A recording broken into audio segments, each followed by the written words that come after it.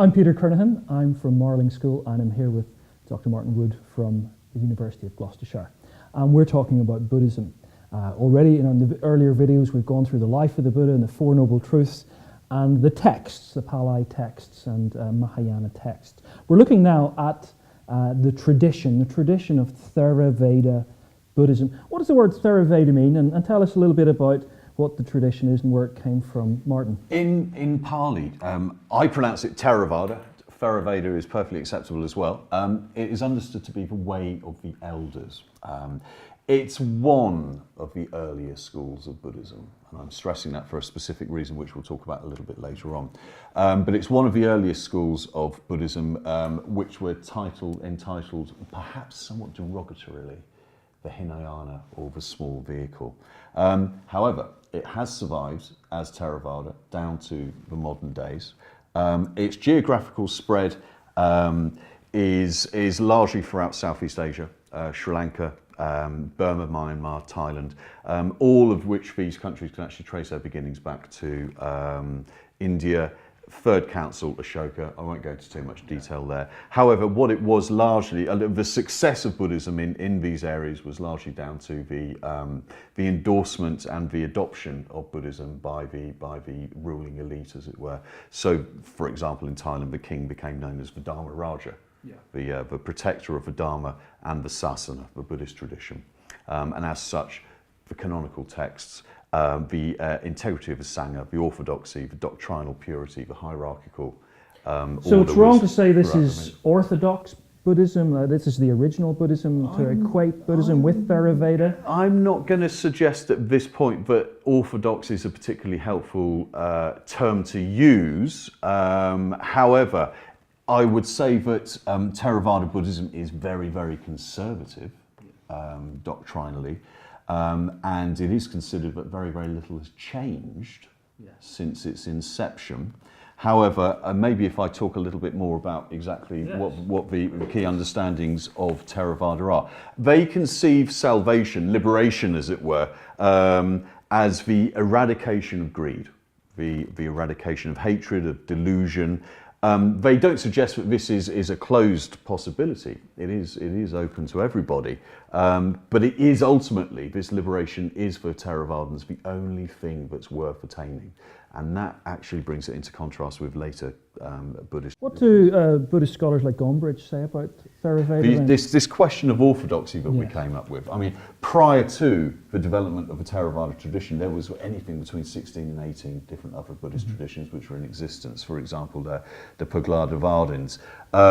Earlier traditions eventually... This is in the 300, 200, 100 BC. Around that period of time, yeah, absolutely. And these traditions would have seemingly merged into the Theravada tradition, but it also raises the question, I think, for students, does it really matter? Does this claim to authority really, should it really concern us that much? Is Buddhism not more about the technique of liberation as opposed to the actual claims of authority over that particular technique? So, you know, it's not just about the original, but it's also about emergent traditions that come from that as well. So this whole question of orthodoxy is a tricky one. However, I think what Gombrich does recognise is that within the Theravadan milieu, there were ways of what one must do in order to achieve salvation, which was an individual solution, and then there was a more communal societal concern with how to go about living this life in a good life on a day-to-day basis. Now, as far as Gombrich is concerned, he suggests that the Buddha is not so much interested in the social ritual concerns, the wider world, the this-worldly, the mundane. Gombrich is suggesting that the Theravada, from the way I read it, is much more concerned with personal salvation. And it's about personal salvation, individualistic personal salvation, which is the most important thing. The Buddha is not concerned with changing the world. The Buddha is concerned with changing the individual, to bring them to that transformative experience of liberation. But it's interesting, you know, you're mentioning these ideas of Theravada and the development of Theravada. Peter, where do you see Theravada, or when do you see, and where and how do you see Theravada actually becoming Theravada as we know it? Great question. One of the classic texts of Theravada Buddhism is the Path of Purification, the Visuddhimagga, Magga meaning path, the path of purification.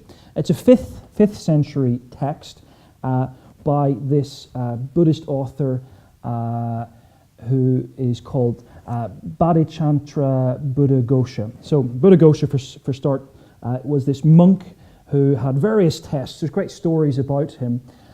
He wants to translate the Sinhalese Buddhist commentaries into Pali. Already there'd been a great tradition of Buddhism that had grown up in Sri Lanka, and the writings of the Pali Canon had been canonized. And so he sets about writing commentaries, and he's written several commentaries. And then he sets about writing a summary of classical, as he thinks of it, orthodox Buddhism. Now, the Visuddhimagga has, is sometimes called the 7 purifications. It goes through, and this, I guess, follows the path, the assumptions of Theravada Buddhism. Begins, interestingly, with virtues. We don't normally associate virtues with Theravada Buddhism, but they're there. The importance of developing ethics. We have to, number one, purify our virtue. We have to purify our consciousness, and various elements of the consciousness are thought of in various ways of meditation and such, in terms of being purified. 3, we've got to purify our view. Very important in Theravada Buddhism, and there's a big section here. It includes things like the aggregates, the 5 aggregates. It includes in here and in the next section teaching on dependent origination. So section 4. Yeah. Can I just interrupt? I mean, when you're talking about the purification of consciousness, I mean, one of the classic discussions between the Buddha and one of his monks was the monk was of the understanding that which comes after death is consciousness. That which transmigrates from one life to the next is consciousness. How much of a role does consciousness play in the Theravada tradition when it comes to purification? And certainly in relation to the realization that the Buddha came about that actually it's the 5 aggregates which continue. Well, here for Theravada, as with Mahayana, it would be wrong to see consciousness as a singular thing.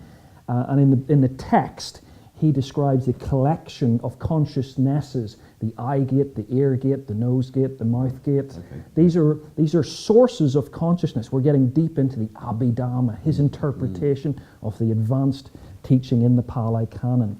Just to finish though, the other purifications: overcoming doubt, purification number 5 by knowledge, 6 by knowledge and vision of the way, and finally this purification that involves the highest level, which is these 30, you mentioned consciousness, 37 states of consciousness. These are the advanced esoteric teachings of Theravada Buddhism. And I think this is interesting because this leaves the tradition quite elitist. Some people would criticize it's the Abhidhamma as an elite set of teachings for just monks, ordinary people. This is beyond them, it's argued. Yeah. These esoteric, there's levels of consciousness, levels of reality. Thank you very much.